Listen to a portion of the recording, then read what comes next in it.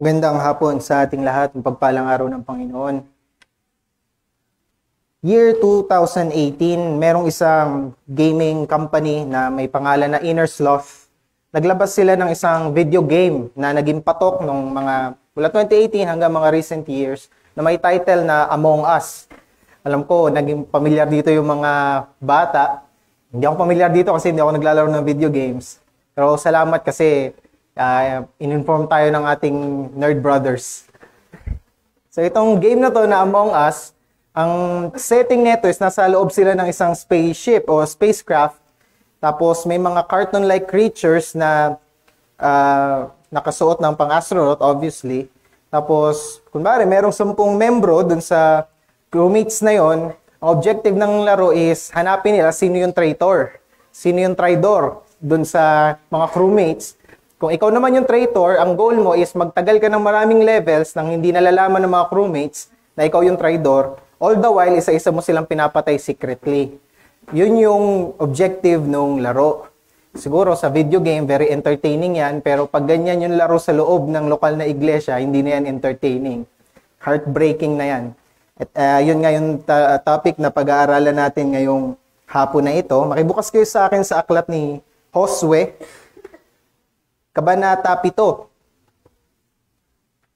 Joshua chapter 7. Please bear with me, medyo mahaba yung babasahin natin, pero nawa tulungan tayo ng Panginoon na mahimay-himay ito. Aklat ni Josue, Kabanata 7. Simulan nating basahin mula sa talata 1 hanggang sa 12. Joshua chapter 7 verses 1 to 12. Ito yung una nating basahin. Pero nilabag ng mga Israelita ang utos ng Panginoon na huwag kumuha ng kahit na anumang handog na nakalaan ng buo para sa Panginoon. Kumuha si Akan ng mga bagay na hindi dapat kunin, kaya nagalit ng matindi ang Panginoon sa kanila. Si Akan ay anak ni Carmi, si Carmi ay anak ni Zabdi, si Zabdi ay anak ni Zerah, nagmula sila sa lahi ni Huda. Mula Jericho, may inutusan si Josue ng mga tao para mag-ispiya sa Ai, isang lungsod sa silangan ng Betel na malapit sa Bet-Aven. Kaya umalis ang mga tao para mag-espiya. Pagbalik nila, sinabi nila kay Josue, hindi kailangan lumusob tayong lahat sa Ai, dahil kaunti lamang ang mga naninirahan doon. Magpadala ka lang ng 2,000 o kaya 3,000 tao para lumusob doon. Kaya 3,000 Israelita ang lumusob sa Ai, pero napatras sila ng mga taga-Ai. Hinabol sila mula sa pintuan ng lungsod hanggang sa Sherabim, at napatay sila habang bumababa sila sa kabundukan, kaya naduwag at natakot ang mga Israelita. Dahil sa lungkot, pinunit ni Josue at ng mga tagapamahala ng Israel ang damit nila at nilagyan ng alikabok ang mga ulo nila, nagpatira pa sila sa harapan ng kahon ng kasunduan ng Panginoon hanggang sa gumabi. Sinabi ni Josue, O Panginoong Diyos, bakit niyo po kami pinatawid sa ilog ng Hordan kung ipapatalo niyo rin lamang kami sa mga Amoreo? Mabuti pang nanatili na lang kami sa kabila ng Hordan. Panginoon, anong sasabihin ko ngayong umurong na mga Israelita sa mga kalaban nila? Mababalitaan ito ng mga Kananeo at ibang mga taga rito. Paiikutin nila kami at papatayin. Ano ang gagawin ninyo alang-alang sa dakila niyong pangalan? Sinabi ng Panginoon kay Josue, tumayo ka. Bakit ka nakadapa? Nagkasala ang Israel, nilabag nila ang kasunduan ko. Kumuha sila ng mga bagay na nakalaang ihandog ng buo sa akin. Ninakaw nila ito. Nagsinungaling sila tungkol dito at sinama nila ito sa mga ari-arian nila. Ito ang dahilan kung bakit hindi makakalaban sila sa kaaway nila. Natakot sila at tumakas dahil sila mismo ay lilipulin din bilang handog sa akin. Hindi ko na kayo sasamahan kung hindi aking wawas sa akin ang mga bagay na nakalaang ihandog ng buo sa akin. Talon tayo sa talata 16 hanggang 21, verses 16 ng chapter 7, sign natin hanggang 21. Kinabukasan, maagang pinalapit ni Josue ang mga Israelita ayon sa lahi nila at napili ang angkan ni Huda. Pinalapit ang lahi ni Huda at napili ang angkan ni Zerah. Pinalapit ang angkan ni Zerah at napili ang pamilya ni Zabdi. Pinalapit ang pamilya ni Zabdi at napili si Akan. Sinabi ni Josue kay Akan, Anak, parangalan mo ang Panginoon, ang Diyos ng Israel. Magsabi ka ng totoo sa harapan niya. Ano ang ginawa mo? Huwag mo itong ilihim sa akin. Sumagot si Akan, totoong nagkasala ako sa Panginoon, ang Diyos ng Israel. Ito ang ginawa ko. Sa mga bagay na nasamsam natin, may nakita akong isang magandang damit na mula pa sa Babylonia. Pilak na mga 2 kilo't kalahati at isang baretang ginto na may bigat na kalahating kilo. Naakit ako sa mga ito, kaya kinuha ko. Ibinaon ko ito sa lupa, sa loob ng tolda ko. Ang pilak ang nasa pinakailalim. Then let's jump to verse 25 to 26, the last 2 verses of the chapter. Sinabi ni Josue kay Akan, bakit mo kami pinahamak? Ngayon papahamak ka rin ng Panginoon. Binato ng mga Israelita si Akan hanggang sa mamatay. Binato rin nila ang pamilya niya, sinunugan lahat ng bangkay at ang kanyang mga ari-arian. Pagkatapos tinabunan sila ni Akan si Akan ng mga bato. Nandun pa ang mga bato hanggang ngayon at ang lugar na iyon ay tinatawag na Lambak ng Akor hanggang ngayon. Pansinin natin yung last phrase ng chapter, at napawi ang galit ng Panginoon. Saglit tayong manalangin. Aming Diyos, may lumalapit muli sa iyo ngayong hapon. Lumalapit sa iyong salita. Ang natural na inklinasyon ng aming puso ay tanggihan ang iyong mga katuruan. Wala kaming tenga na pandinig, wala kaming utak na pangunawa. Hindi namin kayang i-comprehend ni kaunti ang iyong mga salita kung hindi mo kami bibigyan o Diyos ng grasya, kung hindi mo ito ipapaunawa sa amin. Kaya humihingi kami ng awa mo sa hapon na ito, nawang maging malinaw sa amin ang iyong mga pagtuturo. Sa ngalan ng iyong anak na si Jesus. Amen. Bilang textual na panimula, pag-aralan natin kung bakit tayo napunta dito sa Kabanata 7 ng Aklat ng Josue. Kagagaling lamang ng Israel sa isang malaking tagumpay. Very familiar tong kwento na to kasi mula pa nung Sunday School, kinukwento na sa atin yung fall of the wall of Jericho, kung paano ito nabuwag. Di ba? Yung pinalibutan ng mga Israelita yung wall of Jericho sa loob ng 6 na araw. Pinag-ikutan nila ito, sumisigaw sila, nagpatugtog sila ng mga pakakak at mga iba't iba pang instrumento, at sa loob ng 6 na araw nila itong ginawa. At sa ika-6 na araw, sa kapangyarihan ng Panginoon, na buwal o nasira itong Great Wall of Jericho na nagpe-prevent sa ibang nation na sila'y makubkob. Pero sa kapangyarihan ng Panginoon, ito'y nasira. Pinabagsak ng Diyos itong makapangyarihan na pader na kilalang kilala, yung Wall of Jericho, nung nagmarch ang mga Israelita. At merong utos ng Diyos, mababasa natin ito sa chapter 6 ng Joshua. Merong utos ng Diyos sa mga Israelita, meron silang kumbaga covenant. May usapan sila na mananalo sila sa lahat ng kanilang digmaan kung hindi sila kukuha ng mga accursed thing. Kumbaga pag pumasok sila dun sa Jericho, hindi sila pwedeng kumuha ng anumang gamit mula sa Jericho na handog para sa Panginoon. Kung hindi, ano sabi ng Panginoon? Hindi na daw sila sasamahan. So malinaw ang usapan. Papanalunin ko kayo as long as wala kayong kukunin mula sa Jericho. Malinaw yung usapan, kumbaga parang kontrata yun ng Israel sa kanilang Panginoon na si Yahweh. At ito na nga, nanalo ang Israel laban dito sa Jericho na ito, kanilang nakubkob. At dito tayo dinala sa chapter 7. Kumbaga parang on to the next saga. Natalo natin ng Jericho, punta na tayo sa kabilang kingdom naman. Hanap tayo ng panibagong kingdom na i-invade. At ang kanilang naging next na target ay ang bayan ng Ai. Sa ibang salin, H-A-I o Hai. Pero sa Biblia ko, ang ginagamit dito ay AI, hindi to artificial intelligence. Basahin na lang natin siya sa na Ai. Ito yung panibagong bansa na nakita ng Israel na kanilang sasakupin. At malinaw, di ba, doon sa Jericho, ang usapan naman nila, ang sinabi ng Panginoon, sasamahan sila at papanagumpayin hanggat wala silang kukuning bagay na alay para sa Panginoon. Wala silang pwedeng kunin na accursed thing. Kung susundin nila ito, yung panalo at pagsama ng Panginoon ay sasa kanila. Ngayon, ibubuod ko yung chapter 7 kasi nga, sinabi ko sa inyo, medyo mahaba. Sana pakinggan natin yung buod kasi maintindihan natin yung balangkas ng buong sermon na ito kung maintindihan natin yung buod. So pumasok na itong mga Israelita sa Jericho at balak na nilang kubkubin ang Ai.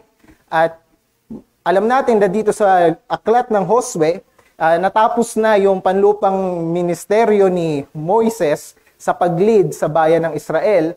At itong sumunod na parang nagtila commander na nila ay si Josue. Siya na yung nagbibigay ng command sa bayan ng Israel sa pakikidigma nila sa pagpasok nila sa lupang pangako, dahil alam natin na hindi nakapasok si Moises, ang kanyang panlupang katawan ay hindi nga nakapasok sa lupang pinangako.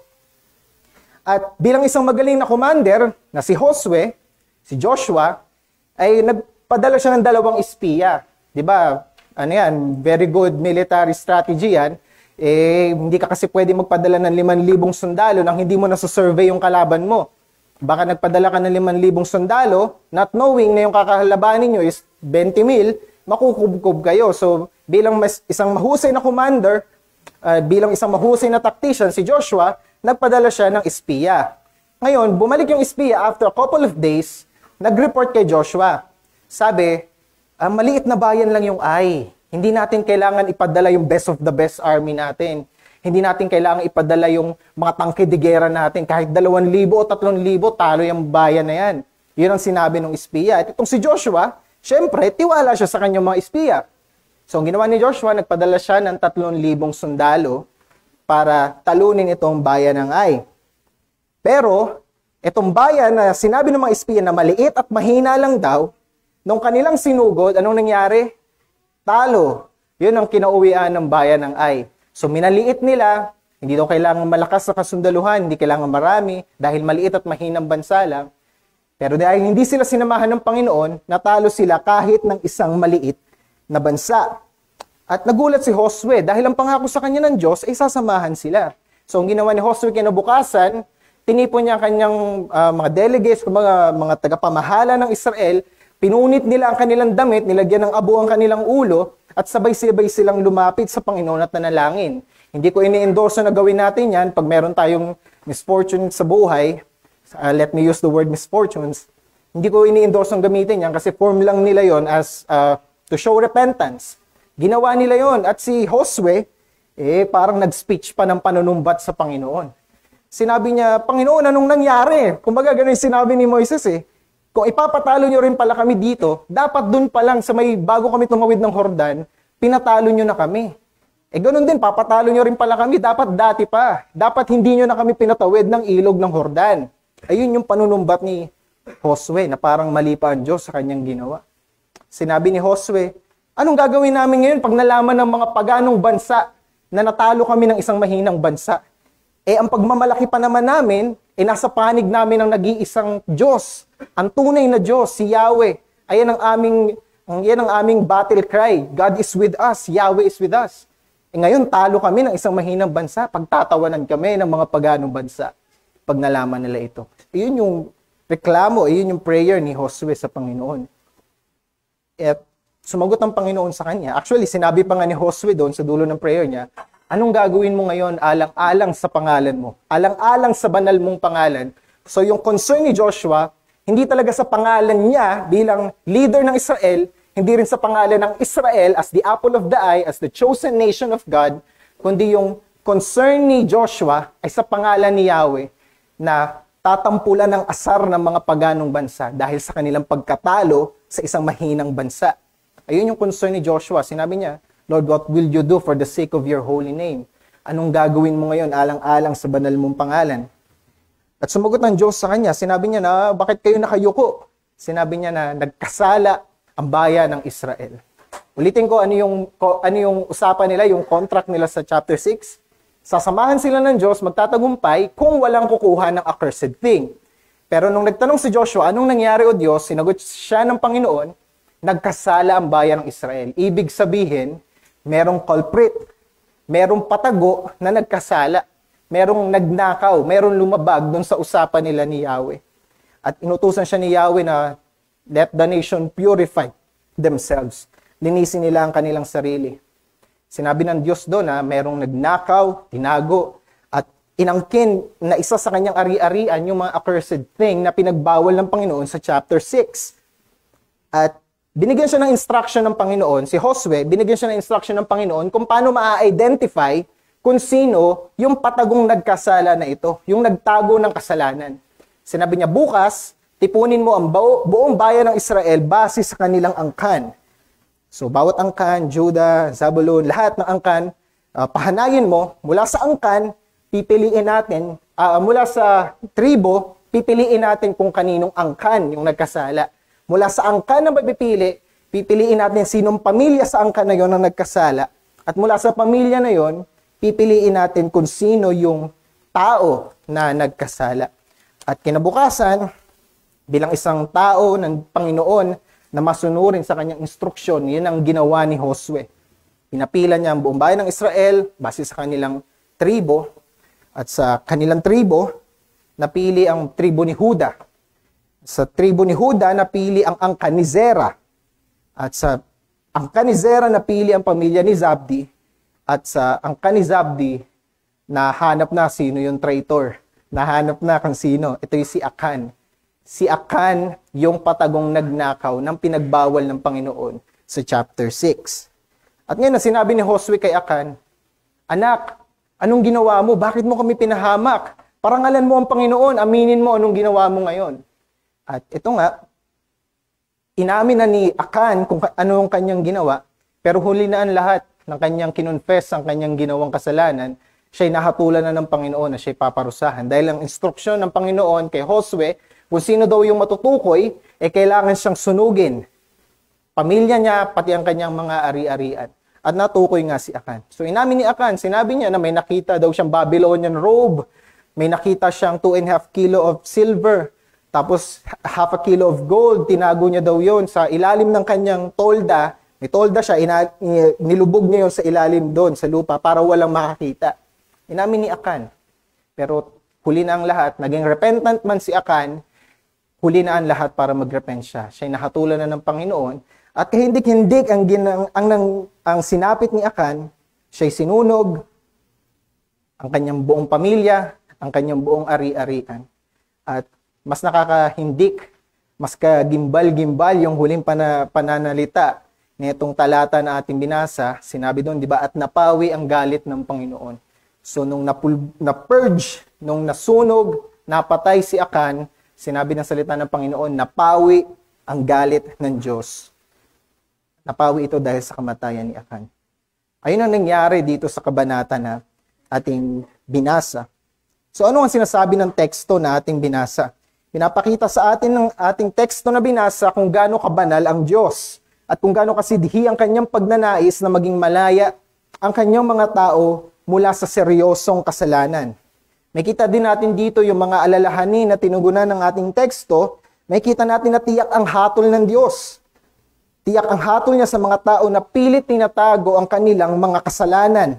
Tinuturo din ito sa atin na malaki ang pinsalang nadudulot sa katawan ni Kristo kapag pinahihintulutang mag-ugat ang mga nakatagong kasalanan. Pag hinahayaan nating mag-root itong mga deadly hidden sin in the midst of the church, sa kalipunan ng mga tao, ito'y very destructive. Makikita natin yan mamaya. At ano nga bang pagkakatulad ng bayan ng Israel na kumaharap sa ganitong problema, ilang siglo na nakalipas, sa atin ngayon sa lokal nating iglesia, paano tayo makakaramdam sa ating pagbabasa ng talatang ito? Ang nakatagong kasalanan ay lubhang mapanganib. Kung ganito ang kalagayan ng ilan sa ating mga nakikinig ngayon, dinadalangin ko na gamitin nawa ng banal na spirito ang mensaheng ito upang tuluyan nating talikuran ng mga patagong kasalanan bago maging huli ang lahat. Nawa, sa pamamagitan ng sermon na ito, mahikaya tayo na mas higit pang lumakad na karapat-dapat sa ating pagkatawag. At kaninang umaga sa Sunday School, hanggang sa morning message natin, nakita natin dun yung character ng Panginoon. Yet again, pag-aaral natin ngayong hapon ng another character of God, of who He is. At nawa dito matuon yung ating pag-iisip sa ating pangunahing mensahe sa ating pagbubulay-bulay. Sapagkat ang Diyos sa kaniyang mismong kalikasan at katangian ay pinakabanal, hindi niya kailanman kukonsintihin ang mga nakatagong nakamamatay na kasalanan sa kalagitnaan ng kanyang mga tao. Ulitin ko, sapagkat ang Diyos sa kanyang mismong kalikasan at katangian, in His very nature and essence is most holy, ay pinakabanal. Hindi niya kailanman kukonsintihin ang mga nakatagong nakamamatay na kasalanan sa kalagitnaan ng mga tao. He will never tolerate the hidden deadly sins in the midst of His people. Ngunit sa paanong paraan nga ba hinaharap ng Diyos ang mga patagong kasalanan sa kanyang mga tao? Meron tayong 3 bahagi sa ating pagbubulay ngayong hapon na ito. Ang unang bahagi, ang kinahihinatnan ng patagong kasalanan. Ang bawat patagong kasalanan na ginagawa ng mga tao ng Panginoon, kung ikaw ba talaga tunay na tao ng Panginoon, kung talaga bang kabilang ka sa kanyang pamilya, meron niyang kinahihinatnan at hindi mo matatakasan ng kahihinatnan yan. Bibigyan natin diin dyan yung talata 2 hanggang 9 ng kabanata na ating binasa, Joshua chapter 2 verse 9. Ito yung focus natin sa first heading. Na itago man sa mata ng mga tao ang kasalanan, ito'y hindi naman makukubli sa mata ng Diyos na nakakita ng lahat ng bagay. Ito ay nahayag ng alisin ng Diyos ang pagsama niya sa kanyang mga tao. May kita natin dito yung kahiyahiyang pagkatalo ng Israel. Nung nagkasala si Akan at kanyang tinago, sino yung nasisi? Si Akan ba o yung bayan ng yung bayan ng Israel? Hindi pa daw buong bayan ng Israel pagkat si Akan ay membro ng bayan kung saan nakipagtipan ng Diyos. May kita natin dito dahil nga nasisi ang bayan ng Israel sa kasalanan ni Akan, buong bayan nila ang natalo. May kita natin ang kahiyahiyang pagkatalo ng buong bayan ng Israel. Sa teksto natin binasa, sa naratibo na ito, sa salaysay, nakita natin na naging kampante si Josue sa kanyang, na kaya nilang kubkubin ang bayan ng Hai, na lubhang kaunti ang bilang kumpara sa kanila. Di ba? Nagpadala siya ng mga espiya, tinanong niya yung mga espiya kung gaano kadaming army yung kailangan nating i-deploy. So, ang report sa kanya ng mga espiya niya, 2,000 or 3,000 lang, okay lang. Okay na yan kasi mahinang bayan lang naman. At dahil sa report na ito, dito nagtiwala si Josue. Kung mababasa natin yung mga first chapters ng Joshua, makikita natin ang pagtitiwala ni Joshua mula chapter 1 ay nasa salita ng Panginoon. Every time bago sila sumalakay sa isang bansa, binibigyan siya ng instruksyon ng Panginoon. Nagtatanong siya ng kalooban ng Panginoon. Pero sa chapter 7, ng kanilang sinalakang ang bayan ng Ai, wala tayong mababasa na nagtanong ng will si Joshua kung anong will ng Panginoon. Hindi natin mabasa na nanalangin muna siya bago sila sumalakay sa Ai. Naging kampante siguro si Joshua kasi iniisip niya, mahinang bayan lang naman ito, kakagaling lang natin sa great victory. Kakagaling lang natin ng pagkubkob sa isang malakas na bansa, isang bansa na walang makapasok kasi sa matibay nilang wall. Yung bansa ngayon na dakila, pinulbos natin. Siguro ganun ang loobin ni Joshua. Anong binatbat ng bayan na yan sa atin? Nasa ating panig ang banal na Diyos, ang tunay na Diyos, ang nag-iisang Diyos. Anong binatbat ng bayan na mahina na yan sa atin? Nasa atin ang kahon ng kasunduan. Nasa atin ang Ark of the Covenant. Sa atin nakipagtipan ng Diyos. Anong binatbat ng isang mahina at kaunting bansa? So, nandito yung pagtitiwala ni Joshua. Hindi siya nagtiwala sa malinaw na instruction ng Panginoon bago sila sumalakay sa bayan ng Ai. Nakalimutan siguro ni Joshua na anumang tagumpay sa pakikipagdigma ng bayan ng Israel na tinamasa nila nung mga nakaraan nilang pakikipagdigma, idulot lamang ng pagsama ng Diyos sa kanila. Diba sa Joshua chapter 1, naalala ba ninyo yung sinabi ng Panginoon kay Joshua bago niya i-commission si Joshua to lead the nation of Israel? Sinabi din sa Joshua chapter 1 verse 5, you can turn there. Joshua chapter 1 verse 5, sabi ni Yahweh kay Joshua, walang makakatalo sa iyo habang ikaw ay nabubuhay. So bakit natalo sila Joshua? Pangako sa kanya sa Joshua chapter 1 verse 5 na wala daw makakatalo sa kanila as long as Joshua is alive. Pero sabi doon, sasamahan kita gaya ng pagsama ko kay Moises. Hindi kita iiwan o hindi kita pababayaan. So paano sila nananalo? Dahil sabi ng Diyos, sasamahan kita. Nasa pagsama ni Yahweh ang katagumpayan ng bayan ng Israel. Wala sa tactics ni Joshua. Wala sa greatness ng army nila. Wala sa experience na nila noon sa pakikipagdigma. Nasa pagsama ng Diyos sa kanila. Anong kinahinatnan ng patagong kasalanan ni Akan? Yung favor ng Diyos, yung pagsama ng Diyos sa bayan ng Israel, naalis. Kaya sila natalo. Nakalimutan siguro ni Joshua na kahit gano'n sila kahusay, kung loloobin ng Diyos na matalo sila ng 100 sundalo ng paganong bansa, ay magagawa ng Diyos. Kahit gano'n pa sila mag-prepare, kung niloob ng Diyos na matalo sila ng 50 pagans, kayang-kaya tong gawin ng Diyos. Siguro, kung nagtanong muna si Joshua bago sila sumugod, let's say, na nag-pray muna si Joshua bago sila sumugod sa bayan ng Ai. Nung after nung report ng mga espiya na sabi, Commander Joshua, mag-send ka lang ng 3,000. Tapos ang ginawa ni Joshua after no, nag-pray siya, Tinanong niya ang Panginoon, Lord, ano ba dapat kong gawin? Dapat ba akong makinig sa mga espiyang pinadala ko na 3,000 lang ipapadala? What if ginawa muna ni Joshua yon? Siguro sinabi na sa kanya ng Panginoon na, Joshua, hindi kita sasamahan kasi nagkasala ang bayan ng Israel. Sana nalaman niya na. Sana hindi na namatay yung 36 na lalaki. Sana hindi na pahiya yung bayan ng Israel kung tinanong niya na ang Panginoon bago sila sumugod.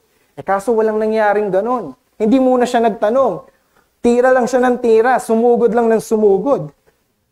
May kita natin sa naratibo na yon, then, na mas higit ang pag-alala ni Joshua sa pangalan ng Diyos, higit kaysa sa pangalan ng Israel. Di ba nung natalo sila, nanalangin siya, sinabi niya na pagtatawanan tayo ng mga bansa ng mga pagano. Anong sasabihin nila? Kumbaga, ang lakas pa naman ng claim natin na tayo yung na nasa side namin si Yahweh, tapos napahiya kami ng paganong mahinang bansa. Tapos sinabi niya, di ba, Panginoon, anong gagawin mo alang-alang sa iyong pangalan? So, mas mataas yung concern ni Joshua sa glory, sa honor ng pangalan ni Yahweh kaysa sa pangalan nila bilang isang bansa. Sa pagkatalo nilang ito, maaaring pangalan ni Yahweh ang pagtampulan ng kutya, pagkat si Yahweh ang Diyos na nakipagtipan sa kanila at naglabas sa kanila mula sa Ehipto. Siguro sasabihin ng mga paganong bansa, di ba ito yung bansa na ang Diyos nila yung humati ng dagat para makatakas sila sa mga Ehipto?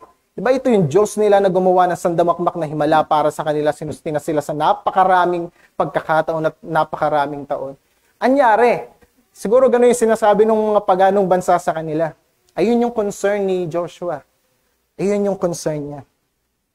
Ibinilang sa buong bayan ng Israel ang kasalanan ni Akan, sapagkat si Akan ay kabahagi sa bansa na bumubuo ng Israel. Katulad ng mababasa natin yan sa unang bersikulo ng talata ng Kabanata 7, ba sinabi doon, nilabag ng Israel ang utos ng Panginoon. Hindi sinabi naman sa chapter 7 verse 1 na nilabag ni Akan ang utos ng Panginoon, kundi nilabag ng Israel ang utos ng Panginoon. Kaya napakasidhi ng babala ng Biblia sa pagkonsinti natin sa mga kasalanan. Makita natin yan hanggang sa Bagong Tipan, sa Aklat ng Hebreo, chapter 12, verse 14 to 15. Pero, bubasa natin doon sa verse 14, sinabi ng author ng Hebrew, sapagkat kung hindi banal ang pamumuhay ninyo, hindi nyo makikita ang Panginoon. Without holiness, no one will see the Lord. Napaka-sidhi ng babala ng Biblia sa pagkonsinti sa kasalanan. Ano ang punto natin sa unang bahagi ng ating meditasyon? Na kung paano sila Joshua ay natalo dahil nanahan siya sa kanilang past experience at sa kagalingan ng kanilang armory and tactics. Sa ganun ding paraan, sino man sa atin, anumang kasalanang napagtagumpayan natin, anumang larangan ang napagwagian natin, pagsubok na nalampasan, hindi yan bunga ng sarili ng kalakasan ng ating braso. Ito'y dulot lamang ng pagsama natin ng Diyos. Meron kang besetting sin na nagtagumpay ka, na ilang taon mo nang ini-struggle, and finally, nalampasan mo na ngayon. Praise God, pero hindi yan bunga ng perseverance mo sa means of grace. Although that is very important, yan ay dulot ng grasya ng Diyos sa iyo. Meron kang career na napagtagumpayan, meron kang pagsubok pang pamilya o personal na napagtagumpayan. Salamat sa Panginoon, pero hindi yan dahil madiskarte ka. Yan ay dahil sa grasya ng Panginoon. Huwag kang magmadali sa pagnakaw ng karangalan na gawad dapat sa pangalan ng Panginoon. At kung ikaw ay nagpapakilala bilang Kristiyano, nagpapakilala ka bilang parte ng pamilya ng Panginoon, ngunit namumuhay ka sa patagong kasalanan, naway matakot ka ng lubos. Bakit? Kasi kinakaladkad mo sa lupa, hindi lamang yung pangalan mo sa pagkakasala mo, kinakaladkad mo maging ang pangalan ni Yahweh. Pangalan ng iyong pastor, ng iyong lokal na iglesia, at mga kapatiran mong may kaparehas din na propesyon sa iyo. Paano ko nasabi yan? Halimbawa, di ba, may makita kayong bata na palamura. Na palamura, bastos, nandudura. Nakita kayong gano'n. Anong sinasabi niyo sa bata? Bakit ganyan yung batang yan? Hindi siguro tinuruan ng mga magulang niya ng maayos na values. Di ba gano'n yung sinasabi natin? Hindi siguro naturuan sa bahay yan. Bakit kaya siya hindi naturuan ng magulang niya? Siguro yung mga magulang niya, hindi rin naturuan ng mga magulang nila. So, dikit-dikit na ngayon. Ganyan din ang mga mananampalataya. Kung nabubuhay ka sa patagong kasalanan, at yan ay nalaman ng mundo, ano sinasabi ng mundo? Ay, di ba member to ng church so and so? Di ba minister yan sa church so and so? Regular attender yan dun sa church so and so? Bakit nalaglag sa ganyang kasalanan? Bakit ganyan siya? Bakit niya ginawa to? Bakit niya nagawa yan? Hindi ba to nag-guide ng pastor niya? Bakit siya hindi nag-guide ng pastor niya? Bakit yung mga members niya ba hindi rin siya nag-guide? Bakit di siya nag-guide ng mga members nila? Siguro yung Diyos nila konsentidor din ng kasalanan kasi yung mga members nun, mga kapatiran niya sa iglesia, konsentidor ng kasalanan. Siguro yung pastor nila, konsentidor din ng kasalanan. Siguro yung iglesia nilang lokal, konsentidor din ng kasalanan. So nakikita natin, napakahalaga na ingatan natin ang ating testimonya bilang mananampalataya. Kasi hindi lang tayo yung apektado. Ang buong katawan ni Kristo ang naaapektuhan sa pamumuhay natin sa patagong kasalanan. Yan, tanong ko, siniseryoso mo ba yung mga bagay na to? Napakamapanganib ng patagong kasalanan para paglaruan mo to. May kasabihang matanda, di ba, na wala naman daw naglalaro ng kawaling mauling na hindi mauulingan ng kamay. Ganun din sa pananampalataya at kasalanan. Ang patagong kasalanan hindi mo panghabang buhay na maitatago. May hangganan ito. Meron ding kapahayagan. Sa unang bahagi, tinignan natin doon yung kahihinatnan ng kasalanan. Anong kahihinatnan ng kasalanan ni Akan para sa bayan ng Israel? Pagkatalo. Hindi na sila sinamahan ng Panginoon. Sa pangalawang bahagi, makikita natin ang pagpapahayag ng patagong kasalanan. Bibigyan natin din dyan yung talata 10 hanggang 12. Inilinaw sa atin ng talata kung ano ang katangian ng kasalanan ni Akan nang tumugon ang Diyos sa panalangin ni Josue. Nanalangin si Josue, di ba, nung natalo ang Israel, nanalangin siya kung ano ang kanilang gagawin. At nilinaw ng Diyos itong predicament, itong kalagayan ng bayan ng Israel ngayong nagkasala sila.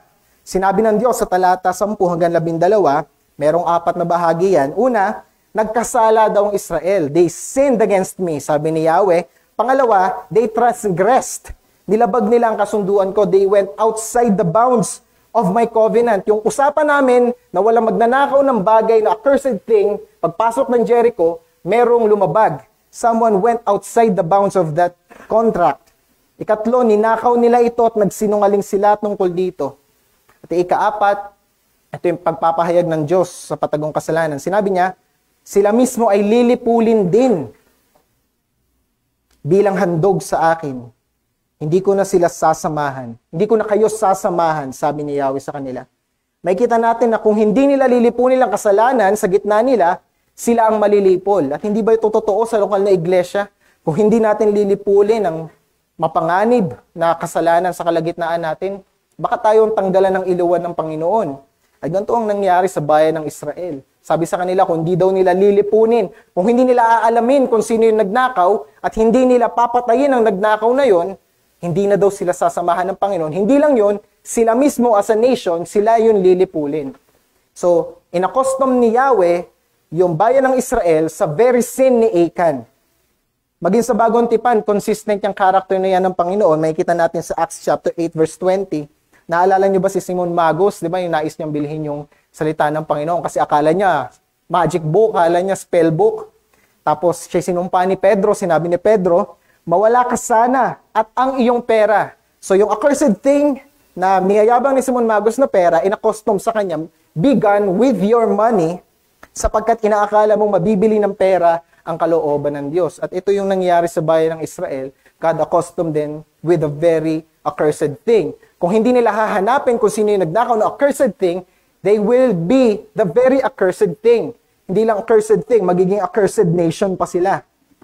Ayun yung paglinaw ng Diyos sa kapalaran ng bayan ng Israel. At dito tayo dinala nung pag-amin sa kasalanan ni Achan sa verse 13. So following verses, specifically verse 20 to 21. Di ba yung utos ni Yahweh kay Josue sa verse 13, sinabi ni Yahweh kay Josue, tumayo ka, sabihin mo sa mga tao na linisin nila ang kanilang sarili. They should purify themselves. So, ang instruction ng Panginoon, di ba, sige, bukas na bukas, hanayin mo ang buong bayan ng Israel base sa kanilang tribe. Mula sa tribe, hanayin, pipiliin sino yung angka na nagkasala, sa angka na nagkasala, pipiliin sino yung family yung nagkasala, at sa family na nagkasala, hahanapin natin sino yung pinakagumawa ng kasalanan. Bakit hindi na lang sinabi ni Yahweh kung sino talaga yung nagkasala? Di ba nung nag-pray si Joshua? Nung tumugon si Yahweh sa kanya, bakit hindi nila sinabi ni Yahweh na, hindi ko na kayo sasamahan kasi nagkasala si Akan. Pwede naman sinabi na lang ni Yahweh kay Joshua, di ba? So sana tapos na yung procedure. Parang long cut yung pinagawa ng Panginoon sa kanya. Pwede naman i-shortcut na lang, sabihin na lang ni Yahweh sino yung nagkasala. Pero hindi ganoon yung kalooban ng Panginoon. Siguro tataka tayo, anong purpose? Bakit kailangan niya pang padaan ang bayan ng Israel sa ganito? Parang elimination round. So ito round 1, ito yung napili, round 2, ito yung napili. Bakit? Kasi lagay natin yung sarili natin sa posisyon ng bayan ng Israel. I-assume natin na membro tayo ng Nation of Israel, tapos pinapila tayo ng ating leader na si Joshua base sa ating tribo kasi hahanapin kung sino yung nagkasala. Di ba meron ka lang isang thought na nasa isip mo? Is it me, Lord? Ako ba yung nagkasala? Lipi ba namin? Angkan ba namin? Tribo ba namin? Pamilya ba namin? So, sigurado ko na yung pinahanay ni Josue, yung bayan ng Israel, lahat sila'y kabado, at ito'y naging magandang oportunidad para sa kanilang lahat, para saliksikin ang kanilang sarili at humingi ng tawad sa Panginoon. So it is a very beautiful picture of the nation of Israel repenting as a whole. So ayun yung purpose ng Panginoon, kaya hindi niya shortcut na sinabi agad na si Akan yung nagkasala. So nagkaroon sila ng self-assessment at nagkaroon sila ng repentance. At sa prosesong ito, hindi natin alam kasi, hindi nilinaw ng text kung paano pinili yung tribe. Hindi sinabi kung paano mula sa tribe napili yung angkan, mula sa angkan napili yung family. Sinabi lang na sa pamamaraang ito napili si Akan. 'Di ba? Yun yung sinabi doon. So it is not for us to know kung ano yung exact procedure kasi napili pa rin kung sino yung nagkasala at ito yung walang iba kundi si Akan o si Achan sa English. Mababasa natin yan sa verse 16 to 18. Bagamat umamin sa pagkasala si Akan, huli na ang lahat. 36 na lalaki nang namatay. 36 at least na babae nang nawala ng asawa. Marami nang nangyari, napahiya na ang bayan nila, napahiya na ang pangalan ni Joshua, napahiya na ang pangalan ng Panginoon sa mga paganong bansa. So, nagrepent man si Akan, the damage has been done to the nation of Israel. At sinabi ni Joshua kay Akan, parangalan mo ang Panginoon, anak. Aminin mo anong ginawa mo. At salamat sa Panginoon, umamin si Akan. Umamin ng magnanakaw. Pansinin natin yung proseso ng pag-amin ni Akan. Kung paano siya nahulog sa pagkakasala. Pansinin natin. Sinabi niya, sa verse 20 to 21, sabi ni Akan, totoong nagkasala ako sa Panginoon, ang Diyos ng Israel. Ito po ang ginawa ko. So, inisa-isa niya yung ginawa niyang kasalanan. Sabi niya, ito po ang ginawa ko. Sa mga bagay na nasamsam natin, may nakita kong isang magandang damit mula sa Babylonia. Pilak na 2 kilot kalahati at isang baretang ginto na kalahating kilo. Take note sabi niya, naakit ako sa mga ito, kinuha ko at binaon ko ito sa lupa ng tolda ko. Ang pilak ang nasa pinakailalim. So nakita natin yung 4 steps ng pagkalaglag niya sa kasalanan. Sabi niya, nakita, naakit, kinuha, sa kahuli-hulihan, itinago. Nakita, naakit, kinuha, tinago. Ito yung process ng pagkalaglag ni Achan sa sin. Hindi na to bago. Lahat ng proseso ng pagkakasala ng tao ay ganito rin ang proseso. So regardless kung ano man ang sin mo, hindi man siguro katulad ng kay Achan na robbery, ganito rin ang proseso mo sa pagkakalaglag sa pagkakasala. Paano ko nasabi yan? Kasi yung unang tao, si Adan at Eva, ganito rin yung naging proseso ng pagkalaglag sa pagkakasala. Di ba nakita nila yung prutas? And nakita nila na pleasing to the eye yung fruit. Tapos naakit si Eva. So ang ginawa nila, kinuha ito, kinain. Tapos anong ginawa? Sa kahuli-hulihan, nagtago. Di ba hinanap sila ng Panginoon? Sinabihan ni Adan na nagtatago daw sila because they were naked. Maging si David, nung nalaglag siya sa tukso. Di ba, nakita niya na may babaeng naliligo, tapos naakit siya sa kagandahan nito. Kinuha niya yung babae na yun, kahit pagmamayari yun ng lalaki na asawa yun ng ibang lalaki, tapos tinago niya pa yung kasalanan, pinagtakpan niya pa. Kinailangan pang ipahiya siya ni Propeta Nathan. At ganito rin yung proseso ng pagkakalaglag sa kasalanan ng lahat ng tao. Nakita ang kasalanan, naakit sa kasalanan, kinuha ang kasalanan at pinagtago at tinago ito. Pinilit itong itago sa mata ng mga tao. Pero hindi ito matatago sa mata ng Diyos. Ilagay man natin sa pinakamalalim na dulo ng bulsa natin. Habang pinahahawakan natin ang kasalanan at tinatago, mas lalong tumitigas ang puso natin, mga kapatid. Sabi ng isang Puritan na kung ang yelo daw ay manipis pa lang, di mo nakakalusin, huwag mo nang asahan na makakalos mo yan pag yan ay naging bloke na ng yelo. Kung ang kasalanan mo, ngayon pa lang pinipet mo, ginugroom mo, inaalagaan mo, huwag ka nang magulat pag nilapakan yan balang araw, pag hindi mo na siya makontrol. Ang pag-amin ng kasalanan sa Diyos ay kapuri-puri sa Kanya. Katulad ng sinabi ni Josue kay Akan, papurihan mo ang Panginoon, aminin mo ang iyong pagkakasala. Pero ang tanong, katulad ba ni Akan, hihintayin mo na isiwalat ng Diyos ang pagkakasala mo bago mo ito pagsisihan at talikuran? Baka kung ganyan, sinusubok mo talaga kung hanggang saan ang pasensya ng Diyos sa iyo. Dito tayo dadalihin ng ikatlo at huli nating punto sa meditasyon na ito. Una natin tinignan yung kahihinatnan ng patagong kasalanan. Pangalawa, ang pagpapahayag ng patagong kasalanan. And lastly, ang pag-alis ng patagong kasalanan. Ito lang yung nag-iisang destiny ng hidden deadly sin. Alisin. Marahas ang naging aksyon sa mga susunod na nangyayari.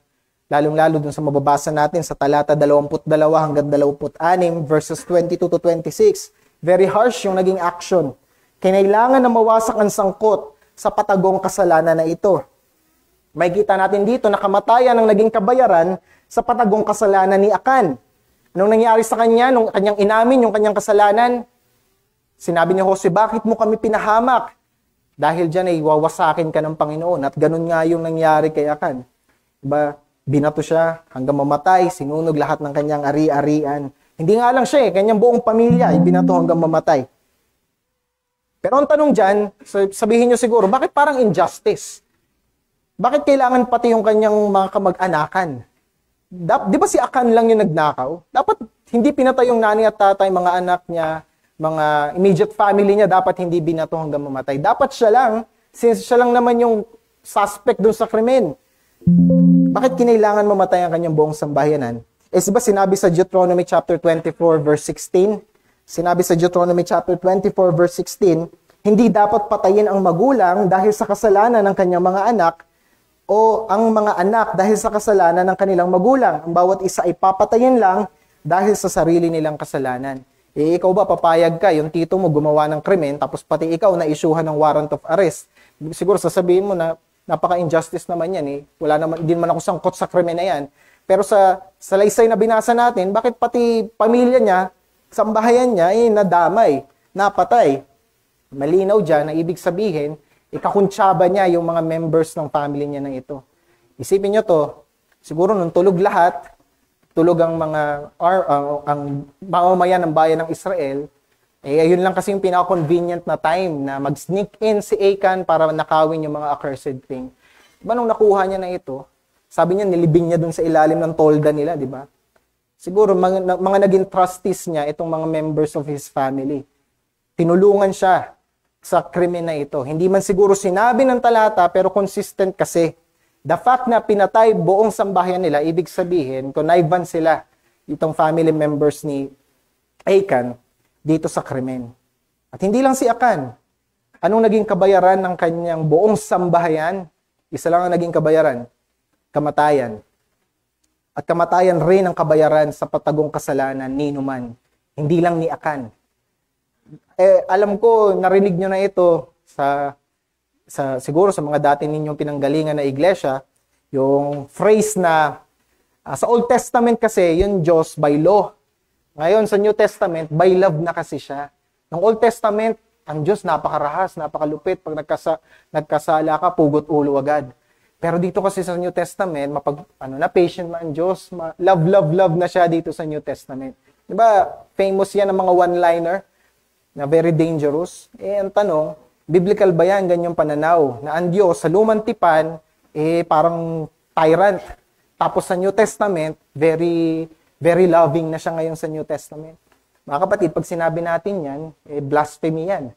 Pamumusong yan sa Panginoon. Kasi ibig sabihin yan, Kino-confess natin na ang Diyos ay mutable, na hindi siya unchanging. Kung ano ang Diyos sa lumang tipan, ganun pa rin ang Diyos sa bagong tipan. Nakita natin yan dito sa salaysay natin kasi kamatayan ang naging kabayaran sa kasalanan ni Akan. Hindi ba't hanggang sa bagong tipan, ang kasalanan, ang kabayaran ay kamatayan pa rin? Siguro nagtataka kasi masabi mo, bakit ako naman nakagawa ko ng pagkakasala dati, pero hindi naman kamatayan agad yung aking natanggap. Mapalad ka kapatid, kaibigan, kasi meron ng Kristo sa bagong tipan. Meron ng handog para sa mga kasalanan. Kaya hindi mo agarang natatanggap yung parusa sa iyong sala. Kasi, ang dali sa atin pag nababasa natin yung mga promises sa Old Testament, ang Diyos, meron siyang plans to prosper me, plans to give me a good future. Meron siyang pangako sa akin ng prosperity. Amen. Kung anong pangako ng Diyos sa lumang tipan, pangako niya hanggang sa akin hanggang ngayon sa bagong tipan. Pero pag nabasa natin na ang Diyos may binato hanggang mamatay kasi nagsinungaling, na ang Diyos ay merong pinuksang bayan kasi mga pagano, sasabihin natin, dati lang yan. It doesn't apply now. Hindi ganun. Ang Diyos, kung anong nature niya noon, mananatili siya hanggang ngayon at hanggang kailanman. Kung gaano man katagal, rolyo ang panahon, mananatili ang Diyos sa kung sino siya. Kabayaran ng kamatayan, ng kasalanan ni Akan ay kamatayan. Ang kabayaran sa kasalanan, ninuman, hayagman o patago, kung hindi mo yan i-confess, kung hindi mo yan isusuko sa Panginoon, ang kabayaran niyan ay kamatayan din. Kaya ang punto lang natin, hindi porke hindi mo agarang hinaharap ang kamatayan sa tuwing ikay nagkakasala, hayagman o palihim, ibig sabihin nakaligtas ka na. Sadyang mapagpahinuhod lang ang Diyos sa iyo. Ito binanggit ni Diakono Lorenzo kaninang umaga, mapagpahinuhod ng Diyos sa iyo kaya hindi ka agarang pinupuksa. Pero hindi ka pinupuksa ng Diyos, hindi siya patient sa iyo kasi deserving ka ng patience. Kasi mababasa natin sa Romans chapter 2 verse 4 na yung patience daw ng Panginoon sa atin, mga makasalanan, is intended for us to repent. Inaakay tayo sa pagsisisi. Hindi dahil we're not evil enough yet, kundi dahil ang Diyos ay inaakay tayo to repent. Ayun ang point kung bakit siya nagpapakita ng patience sa atin. At bilang aplikasyon, balansehin lang natin, hindi ko ini-endorso na pag meron tayong kapatiran sa iglesia na nagkasala, ang gagawin natin, babatuhin natin hanggang mamatay. Huwag niyong gagawin yon. Hindi ko tinuturo yon. Hindi ganyan ang disenyo ng Diyos sa kanyang iglesia na tinatag niya sa bagong tipan. Hindi ganon. Hindi ko ini-endorso na susunugin natin yung ari-arian niya, pupunta tayo sa bahay nila, magiging arsonista tayo. Hindi yon ang aking sinasuggest. Ayun yung, hindi ganito yung form ng discipline na dinisenyo ng Diyos sa New Testament Church. Meron siyang ginawang pang-iglesyang disiplina o church discipline na itinatag para ating maalis ang destructive deadly sin sa kalipunan ng kanyang mga tao. At ayun ang ating sinusunod. Kaya sa aking mga kapwa mananampalataya, naway maging porsigido tayo sa pag-alis o pagtanggal ng mga gawi na hindi katanggap-tanggap sa mga tao ng Diyos. Sapagkat si Yahweh ay banal at kalooban niya na ibahagi ang kabanalan niyang ito sa kanyang mga tao. Isa ito sa dahilan kung bakit bumaba si Jesus mula sa langit papunta sa atin. Kung bakit niya inalay ang kanyang sarili. Upang sa pamamagitan ng kanyang kamatayan, maibahagi niya itong kanyang kabanalan sa atin, sa kanyang bayan. At nawa tayong mga mananampalataya, maging porsigido tayo. Huwag natin hayaang mag-ugat itong mga kasalanang maliliit lang. Kasi si Akan, hindi naman siya nagkasala ng one time, big time lang eh. 'Di ba? May proseso siya. Nakita niya, naakit, kinuha at tinago. So, wag na nating hayaan na umabot pa sa kinuha at tinago natin ang kasalanan. Sa kahinaan natin, madali nating nakikita ang kasalanan. Sa kahinaan natin, madali tayong naaakit. Pero let us be wise enough na wag na nating kunin ang kasalanan at itago pa ito. Nawa maging very, very persevering tayo sa pagpapanatili ng purity ng katawan ni Jesus. Isa sa bagay na makikita natin dito, si Akan ay anino ni Kristo. Si Akan ay anino ni Jesucristo. Siguro, nakakalitong pangungusap yan kasi paano ko nasabi na anino si Akan ni Kristo samantalang si Akan ay makasalanan, si Kristo ay banal. Pero si Akan, siya ay nasisi. Sinisi ang buong bayan sa kanyang pansariling sala. Pero si Kristo, wala siyang pansariling sala, ngunit nasisi sa kanya ang kasalanan ng buong bayan. So parehas sila, pero magkabaliktad. Si Akan, siyang gumawa ng kasalanan, nasisi ang buong bayan. Si Kristo, walang ginawang kasalanan, pero ang kanyang buong bayan na nagkasala, napataw ang sisi na yon sa kanya na hindi gumawa ng kasalanan. Si Akan pinaslang dahil sa kanyang kasalanan, si Kristo pinaslang hindi dahil sa kanyang kasalanan, kundi sa kasalanan ng kanyang mga tao. At ano yung mababasa natin sa dulo ng chapter 7, verse 26? Ano yung last phrase? Napawi ang galit ng Panginoon. Nung namatay si Akan, nawala daw yung galit ng Diyos. In the same way, mababasa natin sa Isaiah chapter 53, verse 7, it pleased the Lord to crush Christ. Kung paano sa pamamagitan ng pagpulbos kay Akan, nawala ang galit ng Diyos. Ganon din sa pamamagitan ng pagpulbos kay Kristo, nawala ang galit ng Diyos sa kanyang bayan. So parehas sila. Anino niya si Kristo pero magkabaliktad. At napakadakilang pagpapala yan sa atin, mga membro ng kanyang katawan, na merong righteous Achan in the name of Christ, na namatay para sa atin, nag-alay ng kanyang sarili to be our righteousness. Purihin ang Panginoon. Ngunit ang panawagan sa mga taong walang pananampalataya kay Kristo, hindi porke hindi mo paagarang natatanggap yung punishment mo, you think you're too clever, na-outsmart mo ang Panginoon. Again, katulad ng binanggit natin kanina, napapakita ang Diyos ng patience sa iyo. At nawa yung patience ng Diyos na yan, ma-appreciate mo at magdulot sa iyo ng repentance. Hindi mo kailangan magdusa ng kaparusahan, kaibigan. Merong parusa na ginawad kay Kristo para sa mga merong pinato kay Kristo na kasalanan ng mga na parusa para sa kasalanan ng mga tao niya. At dapat mong sampalatayanan ang gawa na ito dahil ito lang yung pag-asa mong makaligtas sa hatol na tinanggap ni Akan. Nung sumigaw si Kristo sa krus na naganap na, inalay niya na sa Ama ang satisfaksyon ng hatol na para sana sa ating mga lumabag sa kanyang tipan.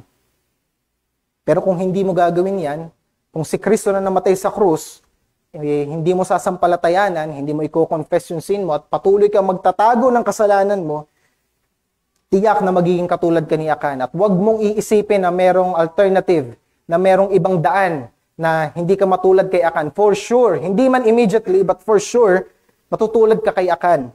At katulad ni Akan, na kinonfess yung kasalanan niya when it's already too late, i-confess mo rin yan. Hindi mo yan i-confess ngayon, hindi mo sasambitin ngayon yung mga kasalanan mo kay Kristo, i-confess mo yan someday sa harapan ng heavenly host.